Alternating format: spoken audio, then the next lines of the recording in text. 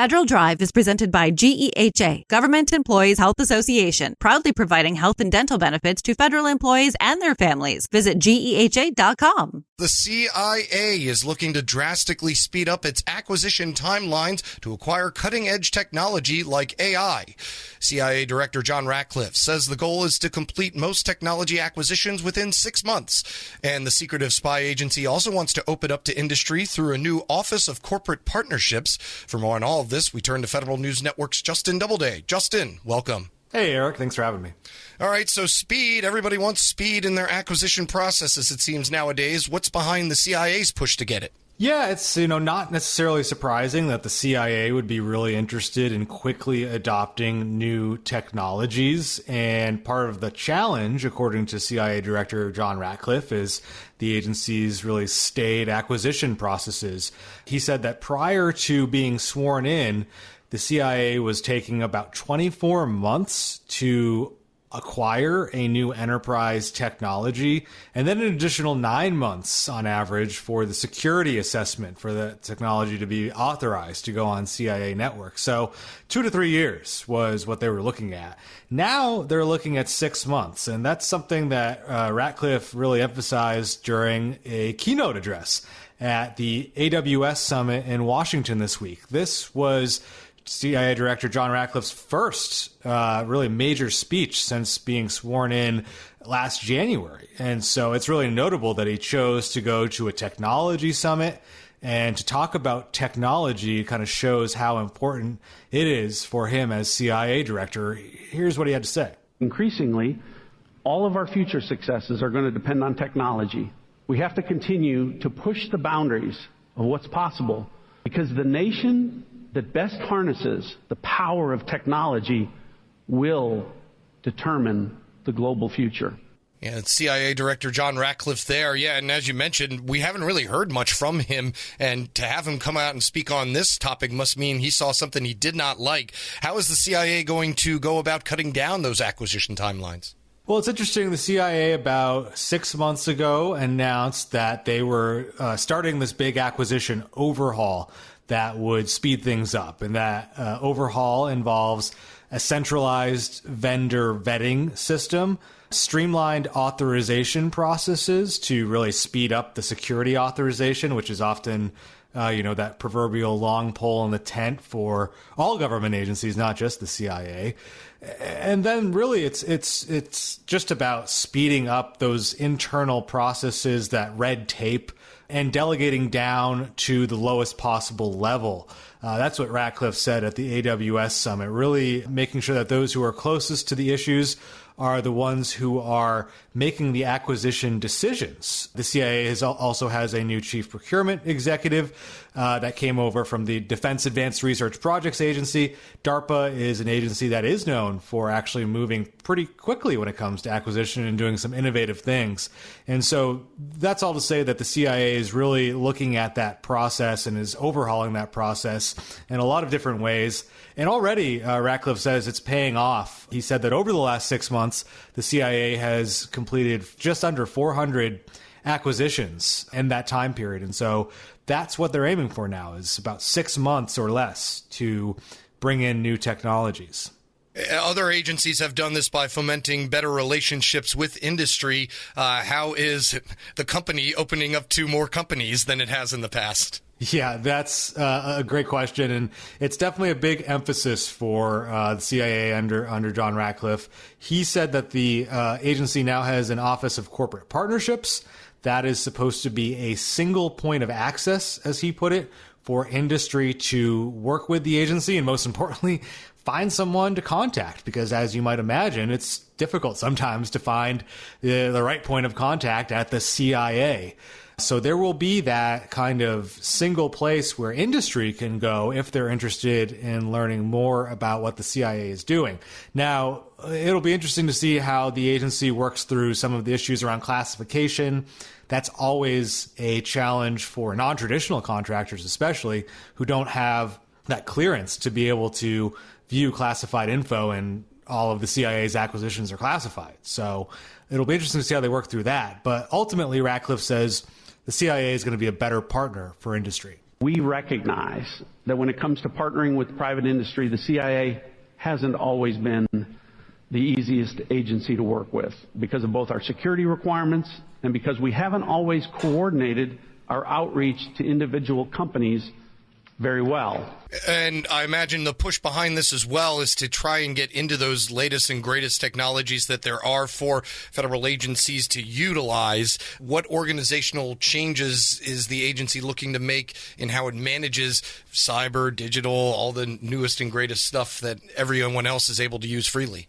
Yeah, this was an interesting detail or set of details that Ratcliffe mentioned. So the CIA for several years now has had a Directorate of Digital Innovation, and this was established in the 2010s to, of course, sort of centralize how the CIA approached newer digital technologies when those were still kind of a new thing. Things like cloud were kind of a new thing for federal agencies. Now, the agency is reorganizing that directorate into the Directorate for Mission Systems. And so instead of focusing on all digital kind of technologies and widgets and things, the Directorate of Mission Systems, DMS, is going to be focused on kind of core functions, more of a CIO type function, if you will. They will be focused on cybersecurity, advanced data, and infrastructure services, which means things like cloud. And so you're going to see the DMS actually drop a focus on offensive cyber, on open source intelligence. They will not be focused on those kind of distinct technologies as much, and more on kind of setting a baseline for the rest of the CIA to adopt things like that securely. And then you have the Center for Cyber Intelligence, a relatively new center that the CIA has now elevated to a full-fledged mission center that brings together kind of the full range of operational, analytic support and technical capabilities into one place. And that CCI is focused on offensive cyber. And that is a huge part of the CIA's mission. It's a huge part of how they're probably going to be using artificial intelligence. And that is where the offensive cyber mission will really be living and elevated for the CIA going forward. I was about to say, you mentioned all the hot button technology words in there except for artificial intelligence until the very end. I imagine Ratcliffe had something to say about CIA's approach to AI. He did. It's interesting. I was hoping he might offer some use cases, but I guess I shouldn't expect too many specifics out of the CIA director. But he did talk about AI generally. He said it's transforming the way that the agency does business. It is really essential for the CIA to adopt AI quickly across its different operations and analytics operations. And so this is where Ratcliffe is really focused, is on letting the CIA kind of experiment a little bit more with AI than maybe it has been allowed to do in the past. Here's what he said.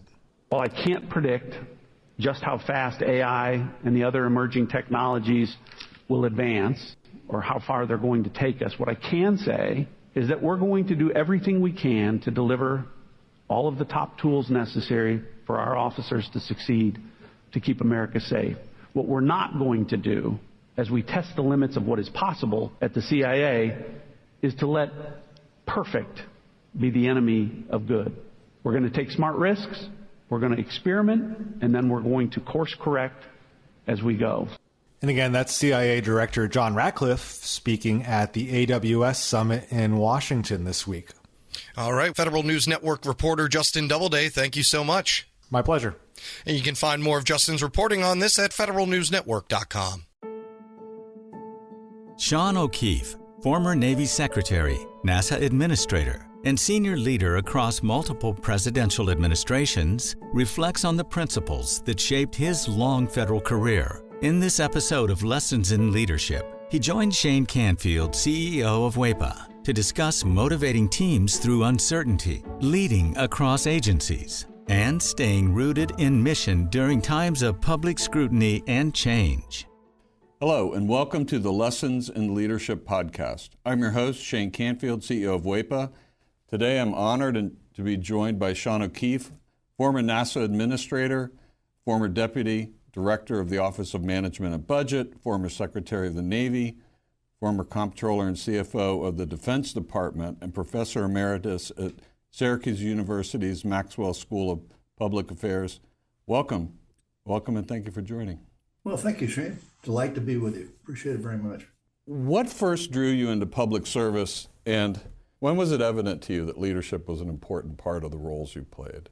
Well, I grew up around the public service. My dad was a career naval officer. He was a submariner, and we lived all over the place throughout the country. And as a result, I got an up close and personal understanding through him, as well as through all the folks he associated with and the environments he was working in, just what the extraordinary value is of public service and what is it that would motivate people to want to be engaged in it and to be really involving themselves in what is something larger than themselves.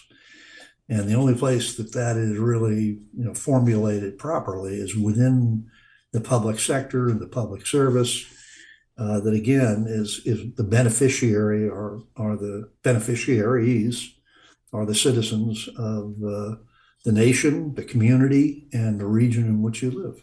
Did you think about leadership early on, saying, I need to be a great leader, and therefore I'm going to learn how to do it, or did you just naturally evolve into it? Any thoughts on that? I guess it evolved by the great good fortune of being witness to several really extraordinary leaders, people who really did take the initiative to engage others in the task, to pull together and motivate folks to really contribute their very best to achieve an outcome. And I saw the value of that on multiple occasions and found that was the primary ingredient, the trait, the characteristic that needed to be exhibited is the fundamentals of leadership in moving everyone engaged towards a common objective. You have served under several presidents. Can you talk a little bit about that? What were there challenges to overcome, or were you away from politics so you didn't get? Talk about that a little bit. How does it differ as you serve through a transition, or does leadership stay the same? Oh no, it's it's really critically important in transition cases, to be sure. But the two presidents that I served in their administrations were President George H.W. Bush and President George W. Bush in two different eras, obviously. But as a consequence, that was the closest I came to understanding the nature of the individuals who were in that ultimate leadership capacity, and their capability to motivate. Both of them were just extraordinarily inspiring people who motivated everybody to be part of the solution. But most importantly, they also had a capacity of really designating what needed to be done. And you knew that they were perfectly prepared to do it themselves. And that made the task that much more achievable. There were several different circumstances in understanding what the objectives of the senior leadership are all about. You've worked for different kinds of organizations, political administrations, and then government departments, agencies, and then private sector, and now academia. How does that affect your leadership style? Or do you find that leadership, the core tenets of leadership, are applicable no matter what the organization you find yourself in and having to lead? It doesn't matter where you are, that the core leadership characteristics are the same? Are they different? Are you adapting? Well, there's a common myth in my judgment, and I'm probably the minority view of this in the academic field of public management. That common myth is that you can't apply the same principles in the public sector that you do in the private sector. Yeah. I never found that to be an impediment. Okay. It was always a circumstance where, strategy, the focus on the talent, people engaged, the process to going through decision making, the integrity imperative that must be there in order to demonstrate the absolute conviction of what's intended here, as well as the moral standing of what it is you're attempting to achieve. All those factors are very much the same. It's going to have its nuances, and there are very distinctive, differentiators within those organizations and those sectors. But at the same time, those basic principles, those tenets, foundations of what make up organizations and organization theory, in so many ways are fundamentally the same. And how you employ those may be slightly nuanced to match the condition, but they all are imperative in the same direction. A little bit of a different direction. You were part of the very first cohort of what is now Presidential Management Intern Program, later became the Presidential Management Fellows Program. What did that early experience teach you about leading within government? The Presidential Management Intern Program, as it started, was designed for just that purpose, a focus on public management, a focus on implementation. And its evolution over time has been extraordinary.